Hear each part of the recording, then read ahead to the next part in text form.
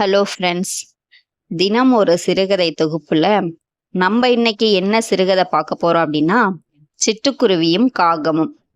ஒரு காட்டுல சிட்டுக்குருவி ஒண்ணு வாழ்ந்து வந்துச்சு. அது எப்போதுமே யாரோடையுமே அவ்வளவா பேசி பழகாது. தான் உண்டு தான் வேலை உண்டு என்றுமே இருக்கும். ஒரு நாள் காகம் அந்த சிட்டுக்குருவிகிட்ட கேட்டுச்சு, சிட்டுக்குருவியே நீ என்னோட நண்பனா இருப்பையான்னு கேட்டுச்சு. அதுக்கு அந்த சிட்டுக்குருவி என்ன சொன்னுச்சு, சரின்னு சொல்லிடுச்சு. இத பார்த்த அந்த சிட்டுக்குருவியோட கூட இருந்த மத்த சிட்டுக்குருவி எல்லாம் என்ன சொன்னுச்சுன்னு பாத்தீங்கன்னா, சிட்டுக்குருவியே நீ காகத்தோட நண்பனாக இருக்க ஏன் ஒப்புக்கொண்ட? காகத்தை பத்தி உனக்கு தெரியாது. சூழ்நிலை வரும்போது உன்னை அது தவறாக உபயோகப்படுத்தும். ஏதாச்சும் ஒரு சிக்கல்ல உன்னை மாட்டி விட்டுடும். அதனால நீ அவன் கூட நண்பனா இருக்க மாட்டேன்னு சொல்லிரு அப்படின்னு எல்லா சிட்டுக்குருவியும் சேர்ந்து இந்த சிட்டுக்குருவிக்கு அட்வைஸ் பண்ணுச்சு. ஆனா இந்த சிட்டுக்குருவி அதை கேட்குற மாதிரி தெரியல. ஒரு நாள் காகம் சிட்டுக்குருவியே நாங்க எங்க கூட்டத்தோட வெளியூருக்கு போக போறோம், நீ வரியா அப்படின்னு கேட்டுச்சு இந்த காகம். இதை கேட்டு அந்த சிட்டுக்குருவி என்ன பண்ணுச்சு, சரி நானும் வரேன்னு சொல்லிட்டு ரொம்ப ஆசையா அந்த காக கூட்டத்தோட பறந்து போச்சு. அந்த காகங்கள்லாம் எங்க போனாங்க அப்படின்னு பாத்தீங்கன்னா, பக்கத்துல இருந்த ஒரு சோளக்காட்டுக்கு போய் சோளம் சாப்பிட்றதுக்காக சோளத்தை கொத்தி கொத்தி சாப்பிட்டுட்டு இருந்துச்சு எல்லா காகமும். இந்த சிட்டுக்குருவி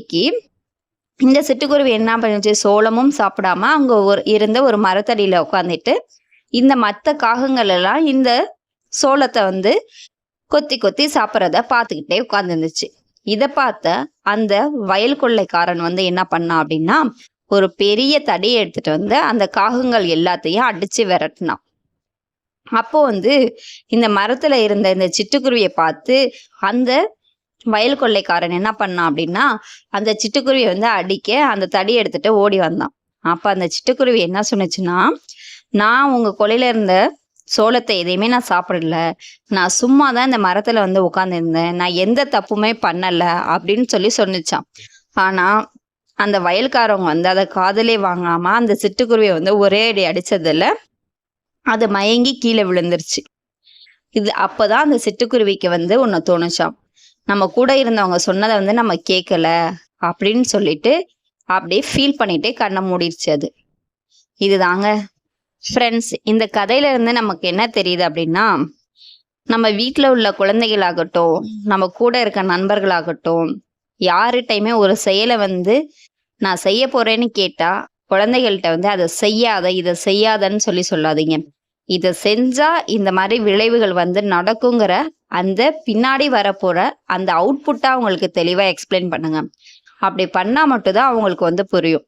இப்ப சின்ன குழந்தைங்க ஒரு விளையாட்டோ மற்ற விஷயமோ செய்ய போறதா இருந்தாங்க அப்படின்னா, இதை பண்ண போறேன்னு சொன்னோடனே பண்ணாதீங்கன்னு சொன்னீங்கன்னா அந்த குழந்தைங்க அதை தான் ஃபர்ஸ்ட் போய் பண்ணுவாங்க. அப்ப இது நீ பண்ணினா இந்த மாதிரி விளைவு நம்ம உனக்கு வரும்ப்பா, அதனாலதான் அம்மா இதை பண்ணக்கூடாதுன்னு சொல்றேன் அப்படின்னு சொல்லிட்டு அந்த பின்னாடி நடக்க போற விளைவை எடுத்து சொல்லுங்க. ஓகே ஃப்ரெண்ட்ஸ், இந்த கதை உங்களுக்கு ரொம்ப யூஸ்ஃபுல்லா இருக்கும்னு நான் நினைக்கிறேன். இந்த மாதிரி கதைகளை தொடர்ந்து நீங்க கேட்கணும்னா நம்ம சேனலை சப்ஸ்கிரைப் பண்ணி வச்சுக்கோங்க, பெல் ஐக்கானை கிளிக் பண்ணிக்கோங்க. Thank you for your watch.